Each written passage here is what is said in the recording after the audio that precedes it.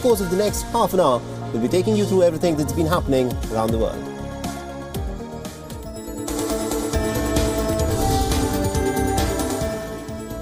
Well, let's start with some international news first. US President Donald Trump has declared the opioid epidemic as a national public health emergency. Donald Trump said that it is time to liberate the communities from this scourge of drug addiction. The opioid epidemic is the deadliest drug crisis in American history, which is set to claim 90 Americans every single day. Trump's order will last 90 days and can be renewed every 3 months until the president believes that it is no longer needed. Over 2,000 people have fled the violence in southern Cameroon as a result of alleged violence against the English-speaking Cameroonians in the predominantly French-speaking Cameroon. The United Nations High Commission for Refugees is now preparing a very conservative contingency plan for as many as 40,000 people who are fleeing from Cameroon into Nigeria.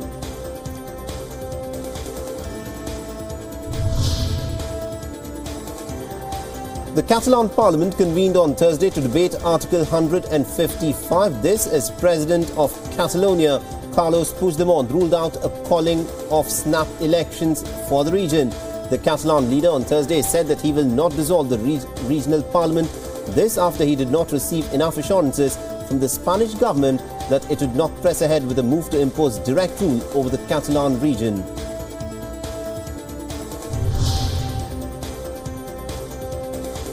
Catalonia's regional chief for business on Thursday resigned due to failed negotiations between Spain and Catalonia.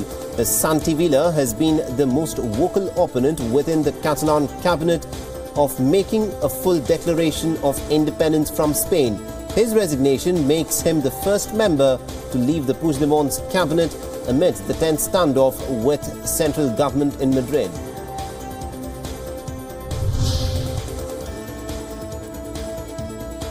NATO has accused Russia of misleading the alliance over the scope of its war games in violation of the rules meant to reduce the East-West tensions.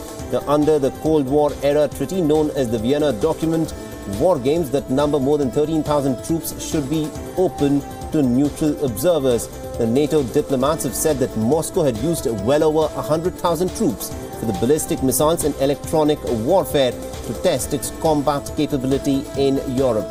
Moscow, on the other hand, has said that NATO was essentially just stirring up anti-Russian propaganda and it had used only 12,700 members of its military for the exercises. The United Nations Security Council has expressed concerns over the rising tensions and violence between the Iraqi Federal Forces and Kurdish Peshmerga forces. The Council President and French Ambassador to the United Nations, François Delattre, has called all sides to refrain from the use of force and has urged them to engage in constructive dialogue to resolve the standoff.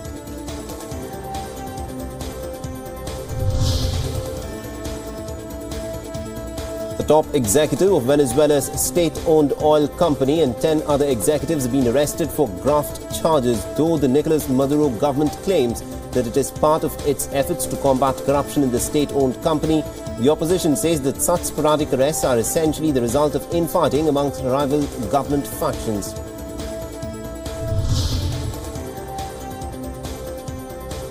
After years of perpetrating violence and destruction, Colombia's former Marxist FARC rebels have now begun to construct communes in rural areas. The former rebels hope that such communes will help deep social economic inequalities in the country. Now, more than 11,000 fighters and supporters of the Revolutionary Armed Forces of Colombia had de-armed under the last year's deal by the nation, ending its part in a half-century war that had killed as many as 220,000 people.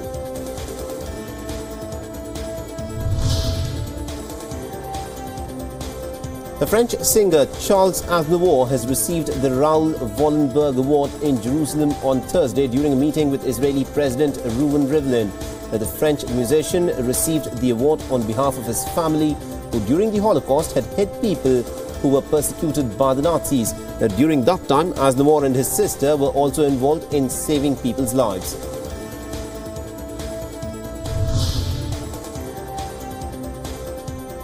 The first tangible signs of progress on US President Donald Trump's plan to build a wall along the US-Mexico border have appeared along the US border near Tijuana in Mexico.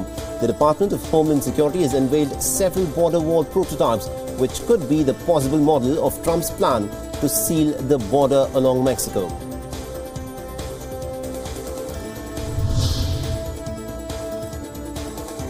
The Nobel Peace Prize laureates have joined the indigenous protesters in Guatemala to speak out against a Tahoe mine amidst environmental concerns. The laureates, including the likes of Iran's Shireen Ebadi, Yemen's Tawakkol Karman and Guatemala's own Rigoberta Menchu, marched in the region of Casillas against Canadian miner Tahoe Resources.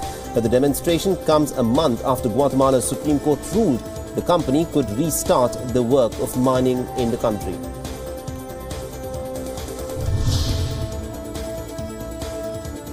Now, 8 human rights activists, including Ali Gharavi and Germany's Peter Studner, have been released from the Turkish jail on conditional bail. They were detained in July and were accused of various offences, including helping the Kurdistan Workers' Party and also the network of US-based cleric Fethullah Gulen. A Turkish court had ordered for their release on bail, and none of the activists are required to stay in Turkey till the next hearing. Now, the director of the local branch of Amnesty International is amongst those who have been released.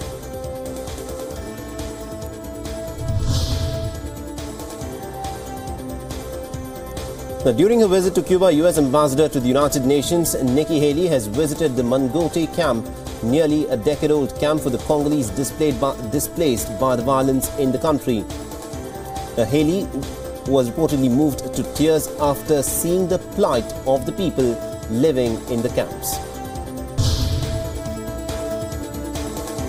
2 American mariners and their 2 dogs were rescued in the Pacific Ocean after drifting at sea for 5 months. They were rescued by the amphibious dock landing ship USS Ashland, operating on routine deployment in the region.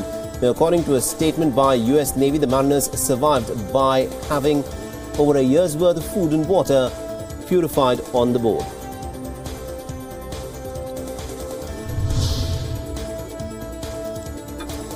Now, animal residents in London Zoo get a Halloween surprise. Penguins, tigers and other animals got pumpkin treats as part of the attractive zoo event, where a pair of Sumatran tigers ate blood-scented pumpkins, while the zoo's Humboldt penguins also feasted on fish, which were concealed within the orange fruit.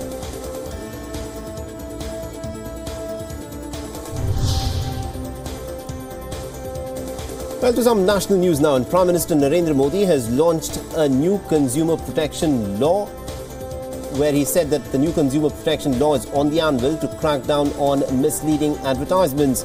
A new Consumer Protection Act is being discussed, which lays great emphasis on consumer empowerment. Stringent provisions are proposed against misleading advertisements which overpromise and underdeliver. And also, a Central Consumer Protection Authority with executive powers will be constituted for quick remedial action.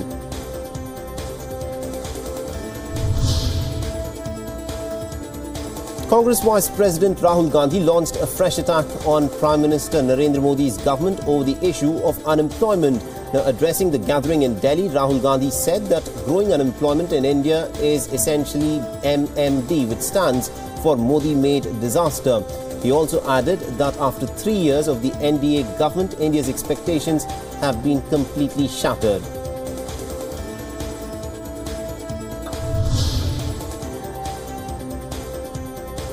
The Madras High Court on Thursday adjourned to Friday a plea by a supporter of sidelined AIADMK leader TTV Dinakaran for quashing an FIR against him and 16 others. Now, in the plea, the Dinakaran supporter had alleged that the Prime Minister and also Tamil Nadu Chief Minister had tried to defame Dinakaran through false cases.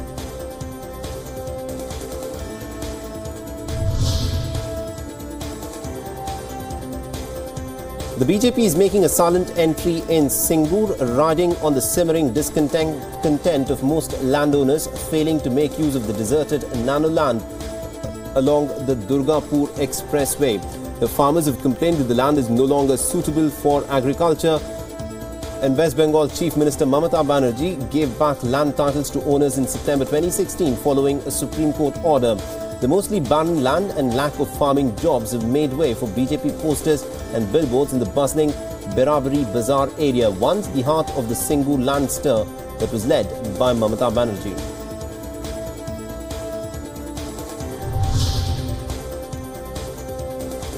Studies say that the pollution levels in the Delhi NCR region on Diwali and the following days have proven to be close to the assumed forecast. In the case, the entire stock of unsold firecrackers was used up, thereby indicating that the Supreme Court ban on the sale of crackers had actually had no effect in alleviating the noxious pollution in the Diwali month.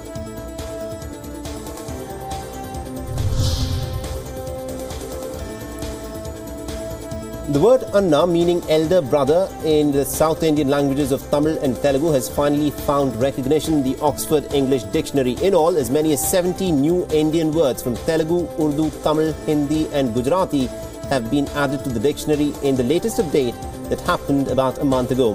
So far, Anna exists in the dictionary as a noun which essentially stands for a former monetary unit of India, form of currency in India and Pakistan, equal to 1/16th of a rupee. Now, Anna, which is a noun, has been added, which is in Telugu and Tamil means an elder brother and is often used as a respectful title or form of address.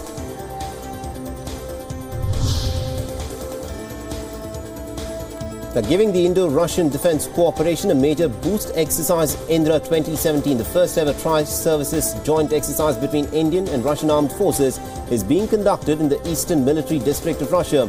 The exercise Indra, in its previous 9 avatars, has been conducted as a single service exercise alternately between the two countries.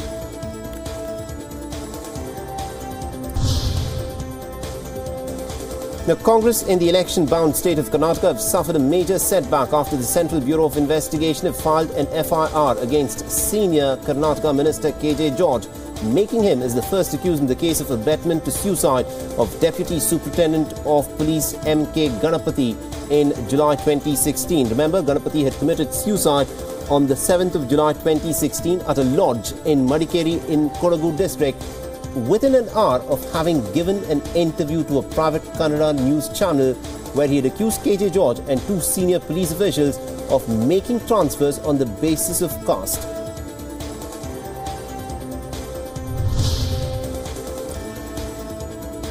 The kingpin of the fake stamp paper scam, Abdul Karim Telji, has died at Bengaluru's Victoria Hospital on Thursday at about 3:55 p.m. due to multiple organ failures. Telji was HIV positive. He was admitted to the Victoria Hospital with meningitis last week, and Telji has been lodged at Bengaluru's Parapana Agrahara prison. Remember, recently former DIG Prisons D. Rupa had alleged that Telji was one among those several prisoners who had been receiving VVIP treatment. In her report, she had claimed that Telji received special massages from 3 or 4 convicts.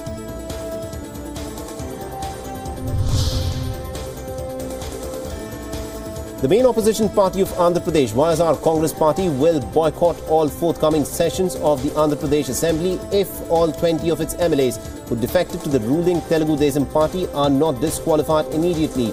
A decision to this effect was taken at the YSRC Legislature Party meeting in Hyderabad under President YS Jagan Mohan Reddy, and also the winter session of the State Assembly will begin on the 10th of November.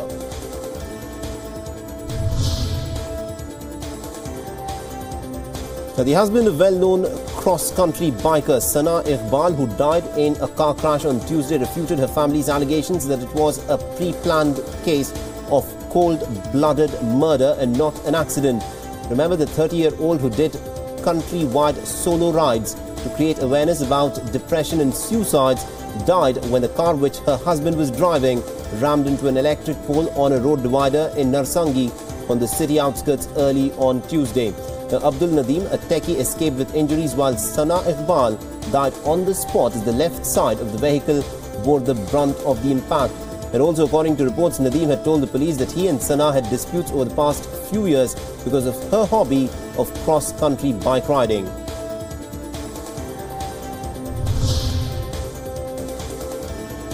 Now, Chhath Puja is being celebrated across the country with fervour and devotion. Thousands of people trekked to the river to offer prayers to the sun god.